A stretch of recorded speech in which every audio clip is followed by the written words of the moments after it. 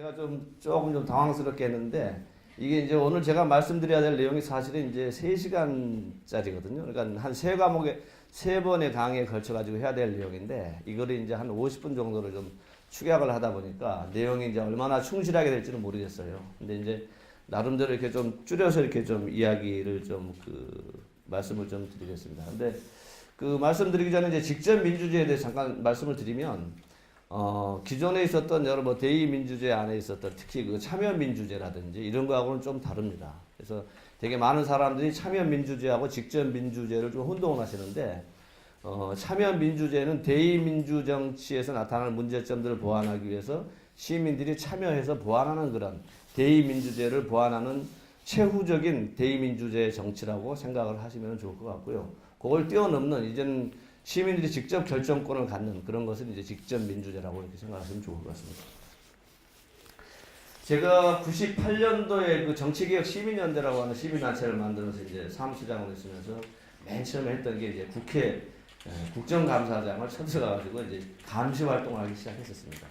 그때 제가 이제 가장 처음 썼던 개념이 이 시민 정치라고 하는 개념을 좀 제가 썼는데 그때 이제 밑에서 좀 도와주고 있었던 언더그라운드에서 도와주고 있었던 사람 중에 이제 한 사람이 지금 경희대에 있는 김민전 교수라든지 이런 사람들한테 제가 물어봤어요. 시민 정치라고 하는 개념이 있냐 정치학에서 없다 그래요. 그러면 시민들이 직접 결정하는 사회로 나가야 될 것 같은데 그걸 시민 정치라고 하자. 그래서 이제 제가 그때 처음 말씀을 드렸는데 이걸 굉장히 다양한 사람들이 다양한 형태로 의미로 많이 쓰고 있더라고요. 자, 뭐 잠깐 그 제 소개를 좀 드렸고요. 이 스위스 직접 민주제로 넘어가 보도록 하겠습니다. 이거 아마 작년도 3월 3일 날, 3월 4일 날 우리나라 그 언론 기사에 나온 것을 제가 스크린한 겁니다. 이 토마스 민더라고 하는 그 스위스 연방 하원 의원인데 이 사람이 법을 만들었어요. 근데 법을 만든 게 뭐냐면은 야, 이 기업 CEO들이 돈을 너무 많이 가져간다. 연봉이 너무 많고 스톡 옵션이 너무 많고 근데 그 회사는 망해 자빠지고 앉아있고 그래가지고 이 양반이 열받아가지고 법을 만들었는데 연방 하원 의원이면 하원에서 이제 법안을 발의하면 되는데 그 방식을 쓰지 않았어요. 이 사람은. 그 스위스는 직접 민주제를 하고 있는 나라이기 때문에 그냥 자기가 한 11만 명의 길거리에서 서명을 받은 겁니다. 참고로 스위스 같은 경우에는 3개월에 한 번씩 무조건 국민투표를 하게끔 돼 있습니다. 그래서 연방정부라든지 연방의회라든지 또는 시민들이 발의한 것들을 모아가지고 3개월에 한 번씩 국민투표를 합니다. 연방 차원에서. 그렇기 때문에 시민들 누구나 다 법을 만들 수가 있습니다. 그게 바로 직접 민주제입니다. 시민들이 직접 법도 만들 수 있고 또 최후적으로 예산 통제도 하는 게 바로 직접 민주제라고 생각하시면 됩니다. 근데 이제 이 양반이 그 원내에서 이렇게 뭐 발의해봐야 통과될 것 같지가 않으니까 직접 시민 발의를 해가지고 11만 명의 서명을 받아서 뭐 좀 이따 말씀드리겠습니다만 스위스는 10만 명 이상의 서명을 받으면 자동적으로 국민투표안으로 회부가 됩니다. 그래가지고 국민투표에서 저기 보시는 대로 68% 통과로 가결이 돼버렸어요. 이 내용이 뭐냐면 기업 CEO들의 연봉을 지금까지는 밀실인 이사회에서 결정을 했는데 그렇게 하지 말고 주주총회에서 결정하게 하자라고 하는 법을 발의해가지고 통과시킨 겁니다. 굉장히 혁명적인 거죠. 그렇지 않습니까? 기업 이제 이게 뭐 그 사연까지 말씀드리면 좀 시간이 길어지기 때문에 제가 생략하겠는데 어쨌든 이 기업 회사는 망해도 기업 CEO들의 스톡옵션이라든지 또는 어마어마한 연봉 이런 그 사회 부정의를 시정하기 위해서 이 양반이 의원임에도 연방 의원임에도 불구하고 일반 시민의 자격으로 그 시민들 서명 11만 명 서명 받아가지고 국민투표 통과시켜서 법을 만들었다 이렇게 보시면 이해하기가 쉬울 것 같습니다. 그 직접 민주제라고 하는 것은 뭐 우리 다 압니다만 뭐 그 데모라고 하는 것은 민이 뭐 정확하게 말하면 우리말로 하면 뭐 인민이 되겠죠. 근데 이제 북한에서 쓰는 말이니까 안 쓰는 건데 뭐 그 링컨의 뭐 오브 더 피플, 바이 더 피플, 포 더 피플 할 때 그 피플은 인민이라고 하는 개념이죠. 국민은 뭐 네이션 피플 아닙니까? 근데 이제 저쪽에서 쓰니까 우리가 안 쓰는 건데 민이 통치하는 제도를 우리가 이제 민주주의라고 이렇게 이야기를 하고 있습니다. 근데 대의민주 정치 우리가 지금 하고 있는 대의민주 정치는 그 이런 거죠. 교통통신 발달이 안 돼가지고 우리의 대변자를 뽑아가지고 하는 정치를 대의민주 정치라고 이야기하죠. 정치인들을 뽑아가지고 그 사람들이 4년이나 5년 동안 어마어마하게 많은 우리 공동체 문제를 결정하는 결정권을 갖게 하는 거죠. 근데 우리 시민들은 하나도 결정권이 없는 거죠. 그래서 열받아가지고 사람들이 요즘에는 대의전 민주정치에 대한 불신이 만연돼가지고 그 정치권을 우리나라만 있는 게 아니라 전 세계적으로 있는 현상입니다. 정치 불신 현상이라고 합니다. 왜 그러냐면은 내가 가지고 있는 n분의 1의 권리를 한 사람한테 선거 때 투표를 해서 찍어줬더니 이 사람이 4년 동안 뭐 두루두루 여러 의견들을 많이 듣기는 하는 것 같은데 결정하는 걸 보니까 지 마음대로 혼자 결정을 해버린단 말이죠. 그러니까 이제 정치 불신이 생기는 겁니다. 그리고 민도는 높아져가고 또 쌍방향 디지털이 전개되면서 인터넷이 전개되면서 시민들이 더 이상 무지몽매한 우중이 아니고 아주 똑똑한 지식 대중이 돼버렸잖아요. 그러니까 이런 어떤 시대의 흐름 속에서 대의민주 정치가 이제 그 종언을 보여가는 그런 시기에 있다. 저는 그렇게 생각을 하고 있습니다. 직접 민주 정치는 제도는 요거 딱 하나밖에 없습니다. 시민 발의에 의한 국민투표 혹은 주민투표.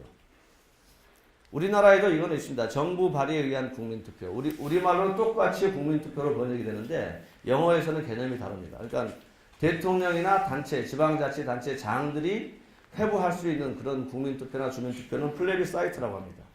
그리고 이거는 통치자들의 권력 행사의 수단으로 보고 있습니다. 즉 직접 민주제도로 보지 않는다는 얘기죠.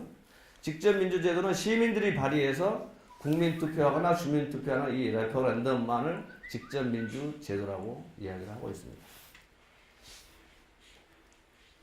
이제 국민 소환 같은 경우도 직접 민주제 아니냐 그렇게 많은 분들이 오해를 하셔서 그게 아니고 시민들이 뽑은 그 대의민주 정치인을 다시 소환하는 거기 때문에 대의민주 정치를 보완하는 개념으로 직접 민주제라고 하지는 않습니다. 대의제와의 차이는 이런 거죠. 대의제는 사람에 대한 투표만 하지 않습니까? 근데 직접 민주는 정책 사안에 대해서 직접 투표를 하는 겁니다. 예를 들면 우리 동네에 대형마트가 입점하는데 지금은 시장, 군수, 구청장이 결정권을 갖고 있습니다. 근데 직접 민주제를 하면은 그 동네 사는 주민들이 주민투표를 통해 가지고 결정을 해버리는 겁니다. 주도권, 결정의 주도권이 시민들한테 가 있는 게 직접 민주제도입니다. 만약에 우리나라에 직접 민주제도가 있었다고 하면 한미 FTA라든지 제주 해운기지 이런 것들에 대해서 국회의원들이 그냥 뭐 멱살 잡고 이렇게 해야 될 일이 없는 거거든요. 그냥 국민투표로 그냥 결정을 해버리면 아주 깔끔하고 그 결과에 대해서 불만스러운 세력이 있다 하더라도 깽판을 놓기가 힘들잖아요. 최종 그 어떤 권력자인 최후의 권력자인 국민이 결정을 해버렸기 때문에 어디 가서 하소연할 데 없는 거거든요. 그래서 직접 민주제도가 이런 대의민주제가 갖고 있는 여러 가지 문제점들을 보완할 수 있는 점이 굉장히 많이 있습니다. 자, 그러면 스위스 직접 민주제를 잠깐 보시면은 이게 이제 란츠 게마인데라고 하는 건 뭐 영어로 랜드라고 하는 건 땅이고 뭐 마을이라는 뜻이니까요. 게마인데는 공동체라는 뜻 아닙니까? 우리말로 하면 이제 주민총회 뭐 이런 정도가 되겠죠. 스위스는 아시겠지만은 그 단일 민족이 아니고 단일 언어를 쓰지 않습니다. 그러니까 전부 다 산악 국가이기 때문에 마을 꼴짝꼴짝마다 조금씩 인종들이 다릅니다. 쓰는 언어도 다르고. 그래서 옛날부터 하나의 개마인데 인구가 한 몇백 명에서 한 몇천 명 정도. 우리로 따지면 이제 무슨 뭐 읍면동 정도의 아마 이렇게 개념이 될 거예요. 그래서 사람들이 직접 마을 광장에 이렇게 모여가지고 뭐 토론도 하고 제안도 하고 표결도 하고 그렇게 해가지고 마을의 일들을 결정해온 오랜 그 전통이 있습니다. 근데 이제 지금은 이제 뭐 인터넷이라든지 또는 이런 것들이 많이 발전돼 있어가지고 요즘에는 이렇게 하진 않아요. 그 스위스에는 이제 자치주 개념의 칸톤이라고 하는 게 26개가 있습니다.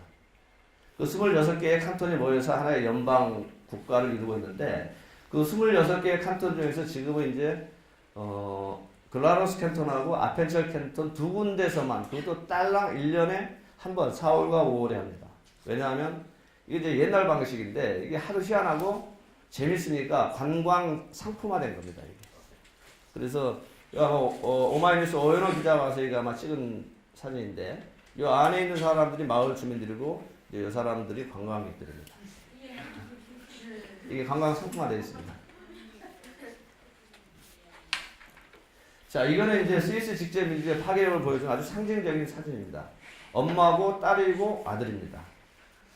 그러니까 우리나라에서는 집에서 뭐 가족회의 하자고 하면은 아이들의 반응이 어떻습니까? 막 좋다고 박수 칩니까? 안 그러죠? 도망가 버리죠. 왜냐하면 결론은 엄마 아빠가 낼 거기 때문에. 근데 여기서는 그게 안 통합니다.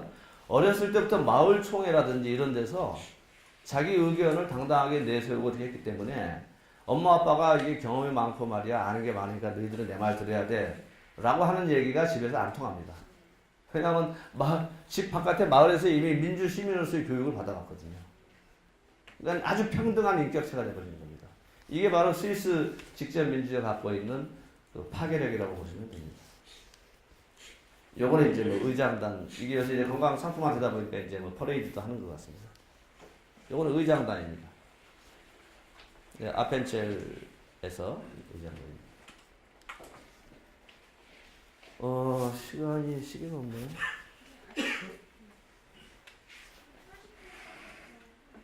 아, 그렇습니까? 예. 요거는 그 1912년도에 이제 남성들만 참여할 수 있었던 란츠 개만인데, 스위스 직접 민주제가 150년이 됩니다.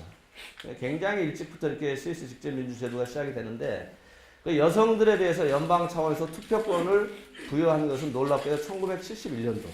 우리보다 더 늦습니다.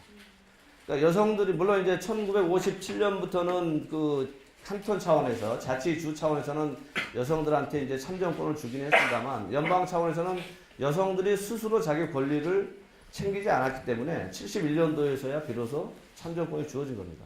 근데 우리는 1948년도 대한민국 정부가 수립되면서부터 바로 여성들한테, 그러니까 미국에 아마 영향을 많이 받아서 그랬을 것 같아요.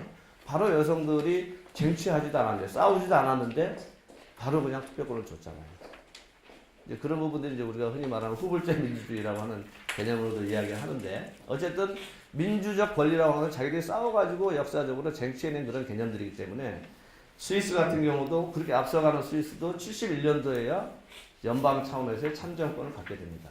옛날에 1912년도에 보면은 전부 남자들이 모여가지고 이렇게 하고 있습니다. 여자들은 어디냐면 여기 밑에서 지금 음식을 하고 있어요. 지금도 시골 문중 같은데 혹시 그 참석을 해보시면 지금도 할머니들은 딴 방에서 음식 준비하고 있고 남자들만 모여서, 할아버지들만 모여서 문정회의를 합니다. 좀 딱하다는 얘기죠. 근데 스위스도 이랬었습니다. 스위스 란츠 게마인데는 이렇게 운영이 됩니다. 다수결로 합니다. 그리고 그냥 거수를 합니다. 공개 투표를 합니다. 그러니까 우리가 이제 그 민주주의 뭐 선거에 어떤 뭐 보통 비밀 평등 뭐 이런 몇 가지 한 서너 가지 원칙을 이야기하는데, 21세기 이제 쌍방향 디지털 문명권에 들어서면 반드시 비밀 투표가 민주주의의 보통 원칙이진 않습니다. 좀 이따 제가 말씀드리지만 해적당 같은 경우는 내가 어떤 사안에 대해서 어떤 투표를 했는지 다 알 수가 있습니다. 그렇기 때문에 이제 무슨 뭐 개표 조작이라든지 이런 것들이 불가능해지죠. 만약에 그런 그 어떤 투표에서 개표를 조작했다라고 하게 되면 내가 어디다 투표했다는 걸 다 알 수가 있기 때문에 그런 것들이 원천적으로 불가능해집니다. 그러니까 대의민주 정치 하에서 정치적 보복의 위험성이 있었을 때 비밀 투표가 하나의 그 민주선거의 원칙이었을 뿐이지, 이게 문명이 전환되고 바꿔지게 되면 그건 또 달라집니다. 그래서 이 사람들은 처음부터 공개 거수 투표를 했습니다. 그리고 기록된 이제 그 첫 집회가 1294년도인데, 이게 좀 재밌는 연도입니다. 이때 스위스 같은 경우에는 연방국가를 만든 건 1848년, 150년밖에 안 됩니다. 그러니까 그 전에는 전부 다 그냥 쪼개져서 골짜기마다 서로 다르게 다른 종족들이 살고 있었는데, 스위스는 지금도 영세 중립국가지만은 옛날부터도 이렇게 이웃 나라들이 침략을 잘 해오질 않았어요. 혹시 그 이유를 아시는 분 계신가요? 예. 그 두 가지인데 제가 보기에는 이제 그 필요 조건은 이게 산악국가이기 때문에 이게 쳐들어와봐야 먹을 게 별로 없습니다. 그러니까 이제 산업혁명이 일어나고 화폐 경제가 발달되기 시작한 17, 18, 19세기 이때부터 이제 막 저축 개념, 부를 쌓는 개념, 화폐 개념이 있고 그랬고, 또 산업혁명이 진행되면서 지하자원이라고 하는 게 굉장히 중요하구나 하는 걸 알았지만, 그 옛날에는 그냥 넓은 벌판에 그냥 농사 지어가지고 곡식을 많이 창고에다가 쌓아둬야 부자가 됐잖아요. 근데 스위스는 그런 게 없단 말이에요. 전부 다 산이니까. 그러니까 쳐들어와봐야 먹을 게 별로 없어요. 거기다가 이제 충분 조건은 뭐냐면, 스위스 하면은 또 유명한 것 중에 하나가 그 바티칸 시티를 좀 지키고 있는 그 근위병들 혹시 아세요? 그 이렇게 뭡니까 빨갛고 노란 무늬로 되어 있는 그 복장을 입고 있는 근위병이 그 스위스 용병입니다. 그러니까 먹고 살기가 힘드니까 헝그리 정신이 막 발달해가지고 중세 여기저기 그냥 막 그 영주들 찾아다니면서 이제 용병 활동을 하는데 이게 다른 용병들은 한번 써보니까는 지들이 그냥 뭐 죽을 것 같으면 도망을 가버리는데 스위스 용병들은 너무나 찢어지게 가난하기 때문에 자기가 도망을 가버리면은 스위스에 있는 자기 가족들이 굶어 죽는 거예요, 그 다음에는. 그러니까는 헝그리 정신이 강해가지고 죽어라고 싸우는 겁니다. 그래서 스위스 용병이 유럽에서는 굉장히 용감무쌍한 군대로 소문이 나 있습니다. 그래서 지금 바티칸에 이제 스위스 용병이 가서 상징적으로 지금 있는 거죠. 그러다 보니까 안 쳐들어왔는데 1290년대가 되니까는 오스트리아, 그러니까 그 당시에 그 유럽을, 중부 유럽을 제패하고 있었던 왕가가 오스트리아의 그 합스부르크 왕가 아닙니까? 이제 합스부르크 왕가가 막 쳐들어오는 거예요. 느닷없이. 이거 먹을 것도 없는 땅에. 뭐, 어쨌든 제국의 어떤 그런 개념이 있었으니까 이제 막 영토를 넓히고 쳐들어왔는데, 이거 안 되겠다. 그래서 스위스 사람들이 이제 꼴짝이마다 있던 사람들이 모여가지고 대항을 하자. 그래가지고 물리쳤습니다. 그때 이제 나타난 유명한 그 영웅이 있는데 혹시 누군지 아십니까? 그 자기 아들 머리 위에다가 사과를 올려놓고 석궁을 쐈던 윌리엄 텔이죠. 영어로는 비렐름 텔. 그죠? 사람들이 자꾸 영국의 로빈을 자꾸 착각을 하는데 그 비렐름 텔이 바로 합스부르크 왕가를 상대했던 영웅이었습니다. 스위스 지역. 그게 바로 1290년대인데 그러다 보니까 이제 막 모이다 보니까 이게 이제 뭐 행정 절차라든지 또는 뭐 서류를 작성한다든지 또 기록을 해야 되는지 하는 이런 필요성이 생겨가지고 이제 이때 이 란츠게마인대가 처음으로 기록된 그런 해라고 생각하시면 좋을 것 같습니다. 쓸데없이 긴 이야기 됐습니다. 스위스를 보시면 이렇습니다. 아까 이야기했던 게마인대가 2715개. 근데 여기도 지금 시군 통합을 하고 있어요. 그래서 이제 작년도에 뉴스를 보니까 한 2600 몇십 개로 줄어들었던데 이런 게마인대가 모여가지고 26개의 칸톤, 자치주를 이루고 이 26개의 자치주가 하나의 연방국가 체제를 이루고 있습니다. 다민족입니다. 아까 말씀드린 대로. 그러니까 다민족인데 가장 대표적인 족속이 그 옛날에 그 로마 시대 이렇게 건너왔던 그 헬베티아족이라고 하는 게 있습니다. 그래서 스위스는 영어로는 뭐 스위스랜드라고 우리가 이야기하지만 공식 명칭은 헬베티아 연방공화국입니다. 스위스는. 그래서 근데 그 족속만 있는 게 아니라 이제 다양한 족속들이 살고 있는 거죠. 언어도 4개의 국어를 씁니다. 인구의 한 반 정도가 독일어를 쓰고 이게 독일하고 프랑스, 오스트리아 이렇게 인접해 있는 국가니까요. 한 인구의 한 반 정도가 독일어를 쓰고 그 다음에 프랑스, 그 다음에 이태리어, 그 다음에 이제 마지막 그 토착 언어인 그 로만슈어라고 하는 이 4가지를 쓰고 있고 모든 공문서에는 이 4가지 언어로 기록을 하게 되어 있습니다. 기재. 그러니까 굉장히 복잡하죠, 사실은. 연방의회는 이제 양원제인데 하원의원은 뭐 인구가 스위스가 800만 명입니다, 지금. 그래서 인구 2만 명당 1명씩 선출하고 상원은 각 칸톤별로 2명씩 이렇게 선출하고 있습니다. 이게 재밌는데요. 연방 가기가 7명입니다. 현재 자민당 2명, 기민당 2명, 3인당 2명, 농민당 1명입니다. 장관이 7명이라는 뜻이죠. 우리나라는 이제 뭐 박근혜 대통령이 지난번에 52% 먹어가지고 전 장관과 산하기관장을 다 임명을 하잖아요. 근데 정확하게 민주적으로 하자면 박근혜 대통령은 52%만 지명을 하는 게 맞고 문재인 씨가 48%의 장관과 산하기관장을 지명하는 게 사실은 맞죠. 그죠? 그게 민주적인 원리 아닙니까? 근데 이제 이 스위스 같은 경우는 내각제를 하면서도 이제 형식적인 대통령이 있는데 여기서는 그 처음에 1848년도에 내전으로 연방을 구성을 하게 되는데 이때부터 이 합의제 민주주의를 발전시켜 옵니다. 왜냐하면 그 이유가 바로 이 직접 민주제 때문에 그렇습니다. 왜냐하면 유력한 정파, 그러니까 7명의 장관 중에 1명을 낼 수 있는 그런 정당, 지지를 받은 정당이 만약에 그 내각에서 빠져버리게 되면 그 빠진 정당은 끊임없이 시민들을 선동해가지고 끊임없이 이게 국민 투표를 일으킵니다. 그 국민 발의를 하는 겁니다. 그러니까 기존에 자기가 참여하고 있지 않는 정당이 기존에 소위 제조, 정당들, 소위 제도권 정당들을 골탕 먹일 수 있는 유력한 수단이 바로 직접 민주제입니다.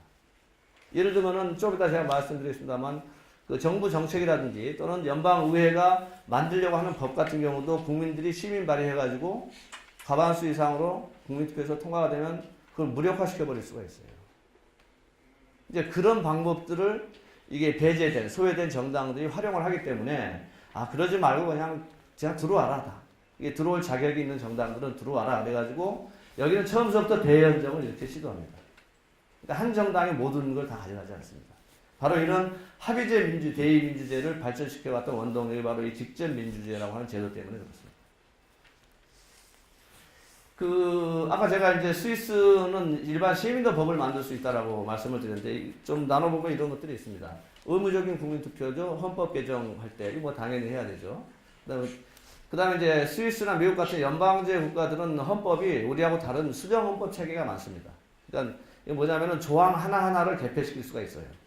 우리나라는 개헌을 하면은 이 헌법, 기존에 있는 6공화국 헌법을 통째로 바꿔내고 지금 다른 7공화국 헌법으로 만들자는 거 아닙니까? 그죠? 그러니까 헌법 전체를 바꾸는데 이게 우리라든지 프랑스 헌법이 지금 이런 형태고, 이제 스위스라든지 미국 같은 경우는 수정 헌법 체계라 그래가지고 이 헌법의 조항 하나하나를 바꿀 수가 있어요. 그런 차이가 있습니다. 그 다음에 국제기구에 가입할 때, 우리나라는 국제기구에 가입하면 행정부가 조인식하고 의회가 비준을 하면 끝나지만 여기서는 그게 안 됩니다. 국민들이 반드시 국민투표로 허락을 해야 됩니다. 그래서 예를 들면은 재밌는 게 스위스의 제네바에 보면은 유엔 산하기구가 거의 다 거기가 있죠. 근데 재밌는 거는 스위스가 유엔에 가입한 연도는 우리보다 더 늦은 2002년도예요. 근데 1986년도에 스위스 연방정부가 국민 여러분 우리 이제 유엔 가입해야 됩니다 라고 해가지고 국민투표에 붙였는데 국민들이 부결시켜버렸어요. 왜냐하면 야 우리는 어차피 뭐 영세 중립국이고 침략당할 일도 없고 우리 잘 먹고 잘 사는데 왜 쓸데없이 유엔 분담금만 내로 들어가냐. 안 돼. 못 들어가. 그냥 부결시켜버렸어요. 근데 이제 2001년도에 이 똑같은 사안을 이제 어떤 시민들이 발의를 해가지고 이제 시민들을 설득을 한 거예요. 가만히 생각해보니까는 우리가 유엔 들어가야 될 것 같아요. 그래가지고 국민투표해가지고 그냥 통과를 시켜버린 겁니다. 그러니까 똑같은 사안이라 하더라도 연방정부나 의회가 제안한 안보다는 일반 시민들이 제안한 안에 대해서 국민들이 훨씬 더 친화력을 갖고 신뢰를 갖고 통과시켜주는 그런 경향이 있습니다. 그래서 무슨 스위스 같은 경우는 지금도 스위스 프랑을 써요. 유로화를 안 쓰고 유럽연합에 안 들어가 있습니다. 그 국민들이 반대해가지고 그 결과 지금 남유럽 재정 위기에서 스위스만 지금 싹 빠져나와 있잖아요. 굉장히 재밌는 나라입니다. 그러니까 우리가 어디에 가입을 하면 나한테 좋은 게 뭐야 라고 하는 걸 반드시 따지는 겁니다. 나한테 좋아야 나한테 이익이 돼야지 가입을 하지. 왜 쓸데없이 분담금만 내려고 가입하냐. 그런 쓸데없는 짓 하지 마라. 그게 스위스 국민들의 생각입니다. 그 다음에 이제 정부 정책이라든지 의회 입법, 그러니까 의회에서 무슨 법을 만들려고 입법 예고를 한다든지 또는 우리나라 이명박 정부 때 4대강을 국민이 반대했는데 막 강행을 한다든지 이런 거는 100일 동안에 5만 명의 서명만 받으면 국민투표안으로 회부가 돼가지고 아까 말씀드린 대로 3개월마다 한 번씩 있는 국민투표에서 통과가 되면 이명박 대통령이 4대강 정책을 추진하지 못합니다.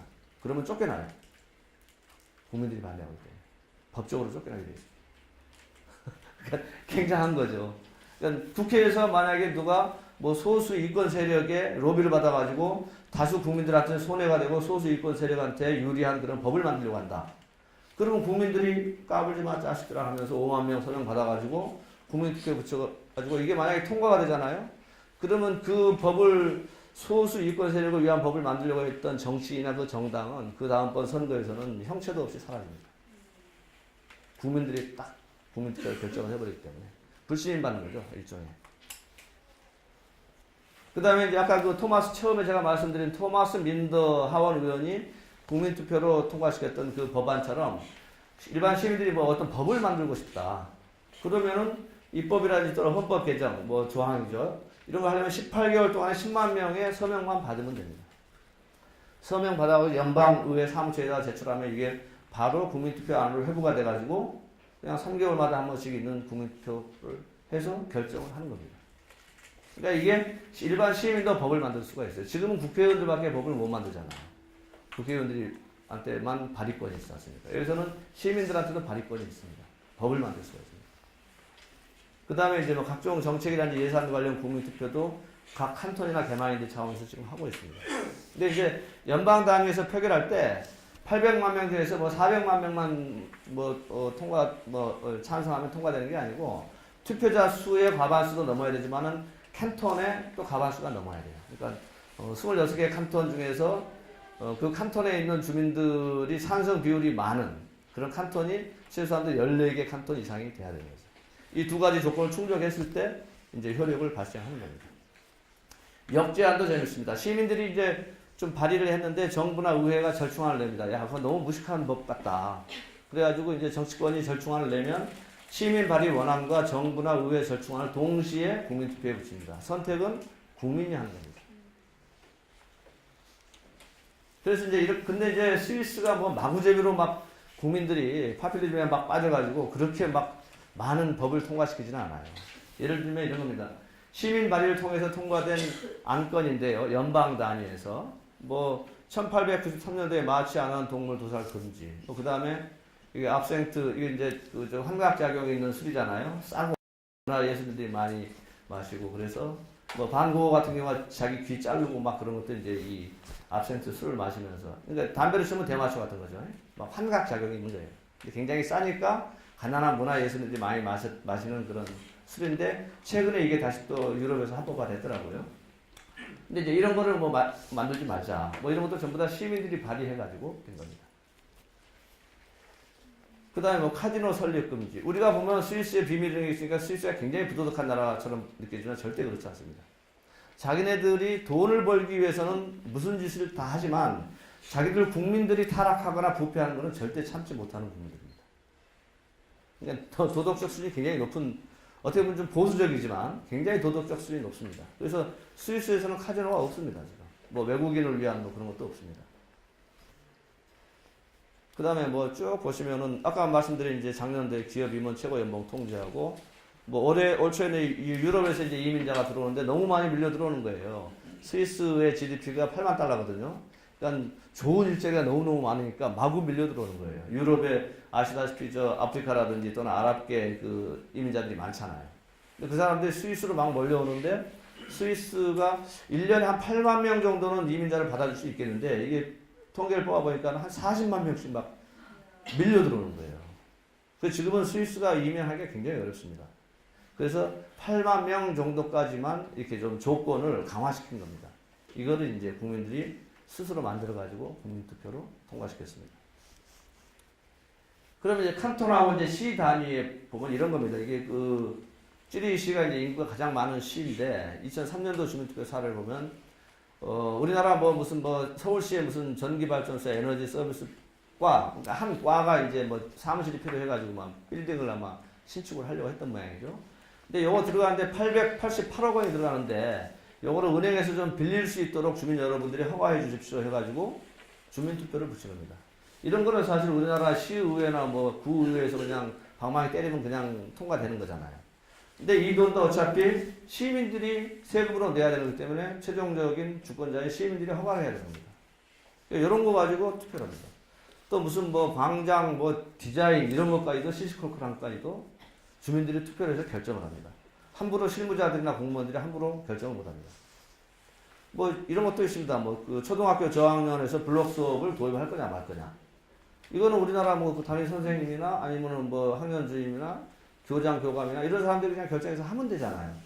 근데 여기는 민교육, 우리는 이제 공교육과 사교육 개념밖에 없는데 유럽은 민교육의 개념이 굉장히 강합니다. 교육의 주체는 주민이다라고 하는 겁니다. 그래서 주민들이 이런 시시콜콜한 것이 다 결정을 합니다. 뭘로? 주민투표로. 국민투표라고도 하고 주민투표라고도 합니다. 자, 그 다음에 이제 또 이게 또 파괴적인 게 이게 26개 칸톤 중에서 보드 칸톤을 제외한 나머지 25개 칸톤에서 시행을 하고 있는 재정 국민투표라고 하는 게 굉장히 파괴력이 높은데 그라운드밴드 칸톤 사례를 보면 우리 돈으로 120억 원을 넘는 예산 지출에 대해서 무조건 주민투표를 통과해야 됩니다. 그러니까 이 정도 금액이면 우리나라 읍면 동사무소 하나 정도 건립하는 그런 금액이잖아요. 그죠? 근데 이거를 무조건 주민투표를 통과를 해야 지출할 수 있습니다.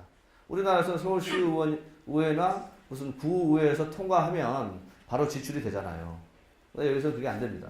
그렇게 하고 나서 최종적으로 그 동네 살고 있는 주민들의 허락을 받아야 됩니다. 그 다음에 뭐 12억 원에서 120억 원 그 사이에 있는 예산 지출도 1,500명 이상이 서명 있으면 이것도 반드시 주민투표를 통과해야 지출할 수가 있습니다. 그러니까 SBS에서 얼마 전에 그 창사 특집을 해가지고 오부자 그 최후의 권력이라고 하는 거 혹시 보신 분 계세요?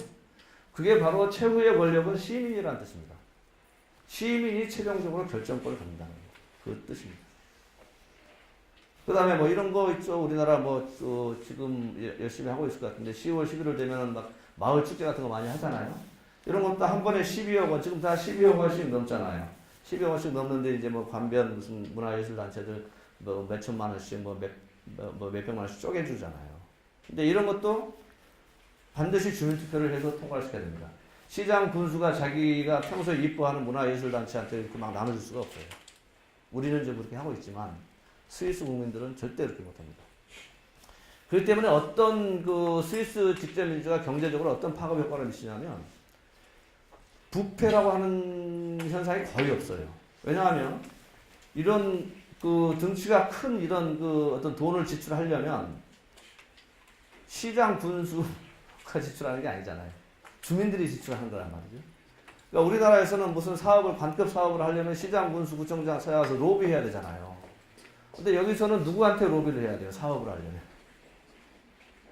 시민들한테 로비를 해야 되니까 평상시에 자연스럽게 사회 책임 경영과 사회 윤리 경영이 될 수밖에 없어요. 그러니까 스위스 사람들 여기 와서 뭐 강북 공사 가지고 무슨 부패 사건이 있다면 굉장히 신기하게 생각을 합니다. 그게 바로 스위스의 경제를 굉장히 건강하게 만드는 요인이 됩니다. 이게 단지 정치 제도일 뿐만이 아니라 직접 민주 제도가.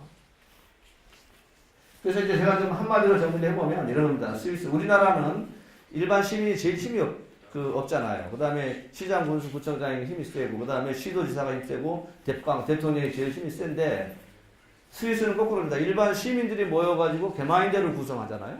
개마인대는 대개 한 6명의 주민 평의원이 선출됩니다. 그래가지고 조그만 단위니까 이제 입법과 행정을 동시에 같이 보는데, 이 개마인대가 필요한 최소한의 권한과 최소한의 예산만 시민들이 허가를 해줍니다. 그러니까 이게 뭐 막대한 권력을 행사할 수가 없어요. 일반 시민들한테. 우리나라 시장, 구청장도. 그 다음에 개마인대가 모여가지고 칸톤 정부야 너네 돈 얼마 필요해? 이런 살림하는데. 또 이거 칸톤 정부 유지하고 뭐 의회 유지하는데 어떤 권한이 필요해? 해서 최소한의. 그러니까 이 개마인대들이 대표자들이 모여가지고 칸톤을 운영하는 거죠. 그 다음에 칸톤의 운영자들이 모여가지고 이제 중앙정부가 너네 돈 얼마나 필요해? 그래서 제가 이제 그 지방자치제도를 제대로 하려면 우리나라 국세 비중이 80%고 지방세 비중이 20%밖에 안 되잖아요. 그러니까 대통령이 세금을 걷어가지고 지방자치단체장들한테 지금 동량을 주고 있잖아요, 우리나라가. 그러니까 이게 민주주의가 안 되는 거거든요.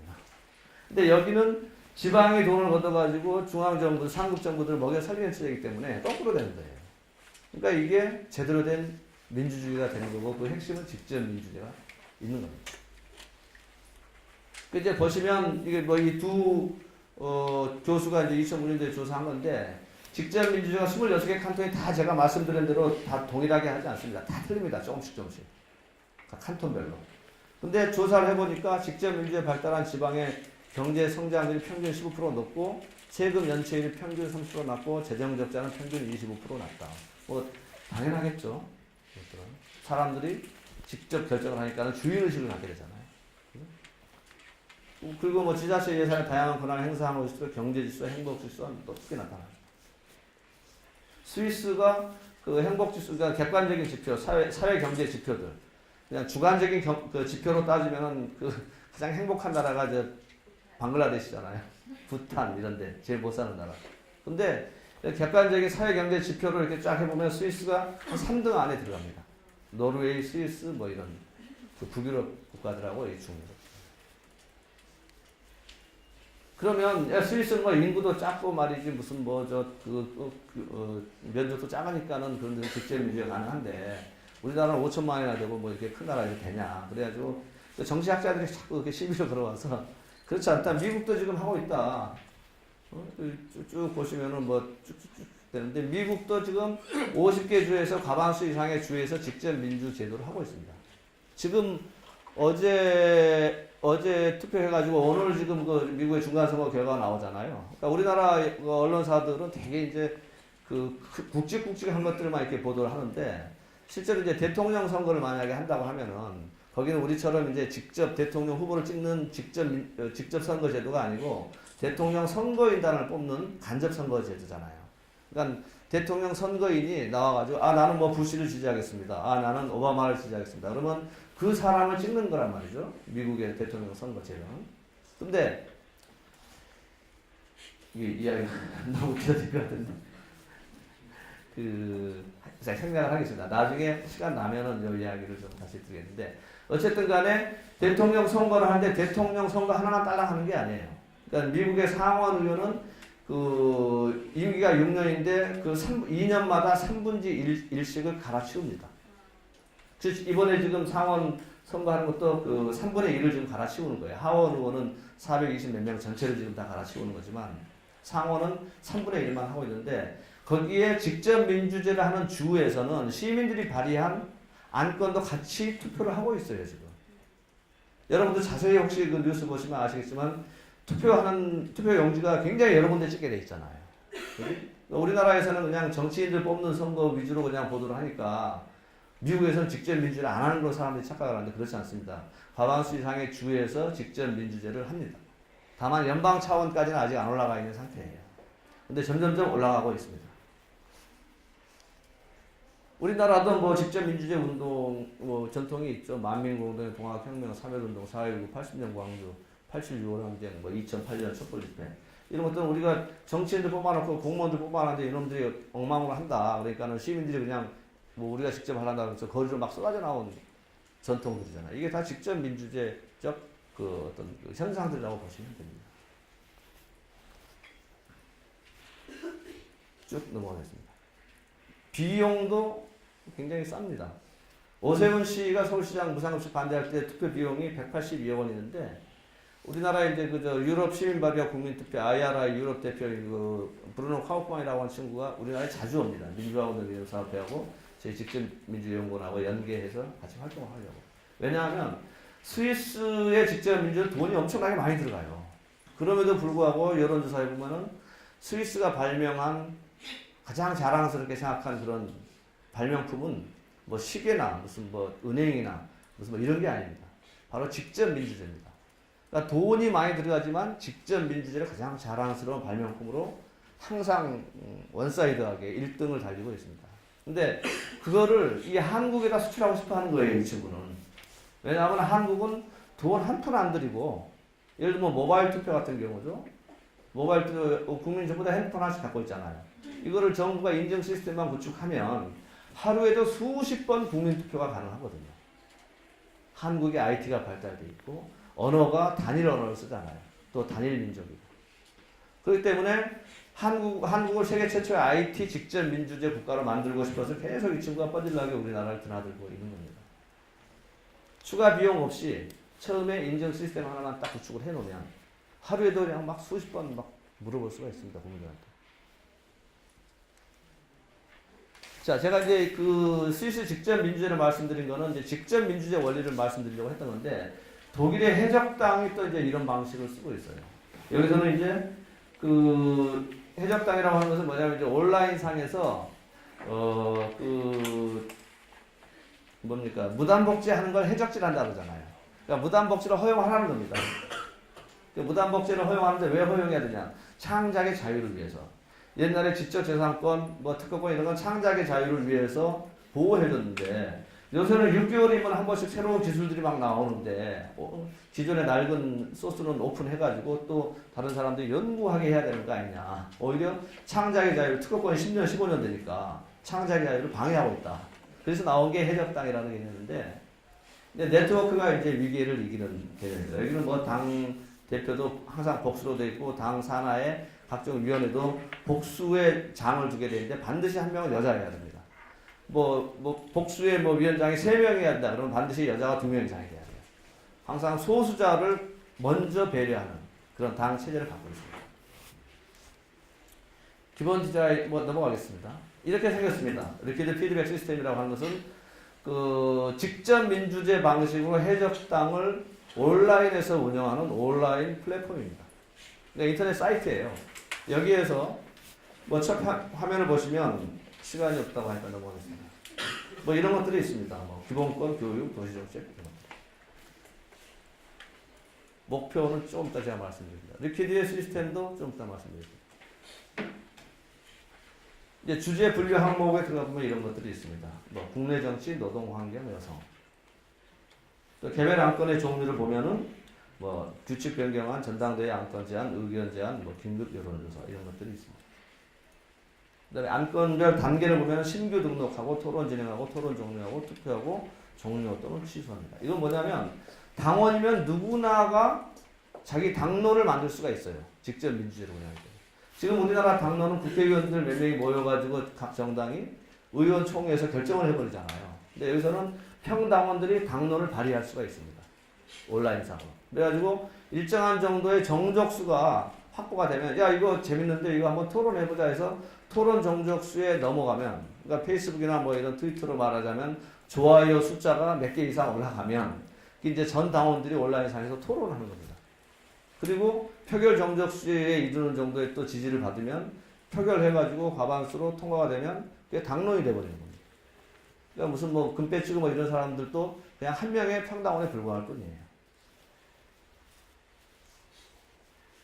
이제 신규 등록 안건 좀 자세하게 설명을 드리면 방금 제가 말씀드렸는데 10%에 넘는 동의를 얻으면 그러니까 전 당원의 10%의 동의를 얻으면 이게 이제 토론 정족수가 되는 겁니다. 이렇게. 그래서 야 그럼 이거 전 당원들이 한번 토론해보자 이 문제 가지고. 그리고 여기서 좀 보실 거는 특이한 건 요건데 슐츠라고 하는 사람이 만든 방법에 의해서 선호도 투표가 이루어집니다. 리퀴드 피드백이라고 리퀴드라고 하는 것은 우리말로 하면은 흐르는 뭐 민주주의 리퀴드 데모크라시 피드백 시스템인데 흐르는 민주주의라고 하는 개념이거든요. 액체 민주주의. 그 흐른다라고 하는 그 개념이 바로 요 선호도 투표를 이야기합니다. 예를 들면은 우리가 어떤 사안에 대해서 5개의 사안이 있으면 우리는 뭐 3번이 좋아요, 1번이 좋아요 하되 하나만 찍잖아요. 근데 내 한 사람이 보면은 5개 중에서도 어떤 거는 한 30% 정도 내가 좋아하고 어떤 거는 한 40% 좋아하고 이렇게 선호가 다를 수 있잖아요. 근데 지금 우리가 투표하는 방식은 그게 아니거든요. 그냥 올와 나싱 제도로 하나만 딱 찍게 돼 있거든요. 근데 그게 아니고 이거는 뭐냐면 나는 1번에 대해서는 50% 지지할래. 2번 항목에 대해서는 난 30% 지지할래. 해가지고 모든 항목들에 대해서 자기의 지지하는 정도를 그대로 반영을 해서 투표를 하면 이 실주 방식에 의해서 그런 것들이 쫙 이게 좀 그 시뮬레이션이 돼가지고 이게 종합적으로 어떤 안이 가장 우세하다라고 하는 것을 만들어냅니다. 다시 말하면 자기가 갖고 있는 100%의 의견이 정확하게 반영이 되는 거죠. 우리가 5개 안건 중에서 하나만 가장 선호도가 높은 거 하나만 정답을 찍어야 된다고 하면은 5개 중에서 자기의 의견은 20%밖에 반영이 안 되는 거잖아요. 근데 이거는 100% 반영을 하는 시스템입니다. 그래서 이게 흐른다라고 해서 이제 리퀴드 데모크라시 시스템이라고 이야기합니다. 내용을 보시면 이런 겁니다. 이제 처음에 위임을 했는데 투표일이 다가와서 보니까는 그럼 내가 투표해도 될 것 같아. 저 이야기 들어보니까. 그러면은 자기가 위임을 했던 것을 갖다가 다시 뺏어가지고 자기가 투표를 할 수 있는 겁니다. 이 위임 제도라고 하는 거에 대해서 뭐냐면 그 설명이 좀 빠졌는데 내가 오늘 투표해야 될 게 한 5개 정도가 있는데 3개 정도는 내가 투표를 할 수 있을 것 같다. 근데 2개는 내가 잘 모르겠다. 그러면 그 2개 투표권에 대해서는 자기가 평소에 신뢰하던 당원이나 당 지도자한테 위임을 하는 거예요. 투표권을. 근데 우리나라에서 정당에서 이러면 난리 나겠죠. 이제는 뭐 동원도 안 하고 그냥 매수해버릴 거 아닙니까? 이게 직접 민주제를 할 수 있는 당원이나 시민들만이 가능한 시스템입니다. 정상적으로 이렇게 위임하고요. 이 사람이 이렇게 위임하고 이렇게 위임하고 이 사람이 이렇게 위임하고 이 사람은 하나, 둘, 셋, 넷 그리고 자기 것까지 5개의 투표권을 갖는 겁니다. 그 다음에 이 사람이 이 사람한테 위임했는데 이 사람은 이 사람을 위임하니까는 빽빽빽 도니까는 이거는 무효표가 되버리는 겁니다. 그 다음에 수임자의 토론에 대해서 반대 투표하는 경우도 있어요. 토론해봤는데 네가 틀린 것 같아. 내가 위임을 받았는데 위임을 한 사람이 네 생각이 틀렸어. 난 내 멋대로 그냥 할래. 그래가지고 그냥 투표할 수 있습니다. 이게 이제 이렇게 피드백 시스템에 있어서의 아까 제가 말씀드린 선호도 투표와 위임 투표 이 두 개가 흐르는 민주주의 개념에 해당한다고 생각하시면 됩니다. 직접 민주제입니다. 시스템을 정리해보면 당원 누구나 의지를 제한 토론 표결 후에 당론 결정이 가능하고 토론할 때는 일반 시민도 참여가 가능합니다. 이렇게 된 피드백 시스템 안에서 토론하지 않고 요 안건은 어떠한 사이트 사이트에서 토론합니다 하고 그 토론 게시판 URL을 따로 지정을 해줘요. 처음에 안을 발의한 사람이. 그래서 거기 가서 그냥 토론하니까 일반 시민들하고도 같이 토론을 하는 겁니다. 물론 투표는 이제 당원들만 하는 거죠. 그 다음에 투표권 위임을 하고요. 이게 이제 상당히 파워풀한 건데 단순 반대를 금지시킵니다. 누군가가 어떤 원안 하나 내놓으면 그거에 대해서 단순 반대를 허용을 하면 이게 패거리 싸움이 돼버리고 진영 논리가 횡행해요. 그래서 그렇게 하지 말고 불만스러우면 수정안을 내놔라. 그래서 그 안에 대해서 최초의 원안과 굉장히 많은 수정안들이 모여가지고 그걸 가지고 토론하니까 굉장히 창조적이고 대안 마인드를 갖게 되죠. 찬성 치고받고 싸우는 그런 진영 논리가 아니고 대안 마인드를 사람들이 갖게 됩니다. 그리고 지금도 이거는 변화하고 있습니다. 끊임없이 당원들의 요구에 따라서 끊임없이 변동을 하고 있습니다. 그리고 이 직접 민주주의 온라인 플랫폼을 ddkorea.org라고 하는 저희 직접민주연구원 사이트인데 여기에다가 한글로 번역된 것을 지금 장착을 해놨습니다. 근데 이게 이제 텍스트 중심으로 돼 있어가지고 좀 어렵더라고요. 그래서 이제 한국형으로 좀 개발하려고 하는데 새누리당의 조동원 전 그 기획 홍보본부장은 크레이지 파티를 지금 만들어가지고 운영을 하고 있어요. 그러니까 이 부분은 여당이 지금 앞서가고 있더라고요. 근데 그거보다도 조금 더 우리 한국 사람들이 더 쉽게 잘할 수 있는 직접 민주주의 원리로 투표도 하고 토론도 하는 그런 시스템을 저희 연구원에서 다시 지금 개발을 하고 있는 중입니다. 그래서 나중에 시간 되시면 여기 한번 들어와서 한번 구경해 보시는데 그냥 아무나 들어오는 건 아니고 메일 주소를 저한테 주셔야 제가 초대장을 보내서 이렇게 들어오는 그런 시스템입니다. 제가 이제 그 스위스 직접 민주주의하고 이제 독일 해적당의 이렇게 된 피드백 시스템을 말씀드렸는데 그 메시지는 간단합니다. 직접 민주주의 원리로 운영되는 이런 시스템들이 온라인에서도 지금 막 퍼져나가고 있다. 그리고 제가 그 토론 프로그램 같은 경우가 되게 뭐 타운 미팅이라든지 오픈 스페이스라든지 하는 외국 토론 프로그램만 있는데 그거는 우리나라 사람들 한 10% 이상이 소화하지 못한다. 그래서 우리나라 사람들 100%가 소화할 수 있는 토론, 수평적 토론 프로그램을 제가 3년 전부터 만들어가지고 전국에 지금 보급을 하고 있는데 이제 그게 공감 토론 프로그램입니다. 공감이라고 하는 이름인데 그 부분도 바로 직접 민주주의 원리로 운영이 되기 때문에 사회자를 없애버렸습니다. 그래서 그 공감 토론 프로그램에 대해서는 지금 마을 카페를 하거나 또는 뭐 공유 경제를 하거나 마을 만들기 하는 기반 프로그램으로 이제 제가 지자체하고 지금 이야기를 좀 하고 있는데 그거는 나중에 필요하시면은 따로 제가 좀 별도로 말씀을 좀 드리도록 하겠습니다. 시간이 됐나요? 이상 이걸로 마치겠습니다.